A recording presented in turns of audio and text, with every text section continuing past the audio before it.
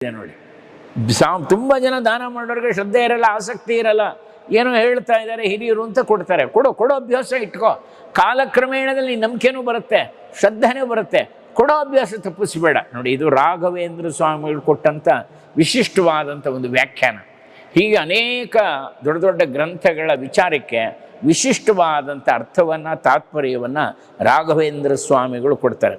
ಅವ್ರು ಹೇಳೋವಂಥ ಬಹಳ ವಿಶೇಷವಾದ್ದು ಅಂದರೆ, ಮುಕ್ತಿಗೆ ನಿಜವಾಗಲೂ ಕೂಡ ಭಕ್ತಿದ್ವಾರ ಭಗವಂತನ ಅನುಗ್ರಹ. ಮುಕ್ತಿಗೆ ನಮಗೆ ಬೇಕಾದಂಥ ಬಹಳ ವಿಶಿಷ್ಟವಾದಂಥ ಶಕ್ತಿ ಅಂದರೆ, ಬೆಳಕು ಅಂದರೆ ಭಕ್ತಿದ್ವಾರ, ಭಗವಂತನ ಪ್ರಸಾದ, ಅದೇ ದಾರಿ ಮುಕ್ತಿಗೆ.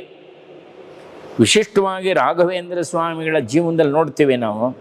ಸುಧೀಂದ್ರ ತೀರ್ಥರು ವಿಶಿಷ್ಟವಾಗಿ ಅವರಿಗೆ ಪಾಠ ಹೇಳ್ತಾ ಇರುವಾಗ, ಪಾಪ ಒಂದು ದಿವಸ ಸುಧೀಂದ್ರ ತೀರ್ಥರು ಸುಮಾರು ಪ್ರಾಯಶಃ 12:30, 1 ಗಂಟೆ ಮಧ್ಯರಾತ್ರಿ ಹೇಳ್ತಾರೆ.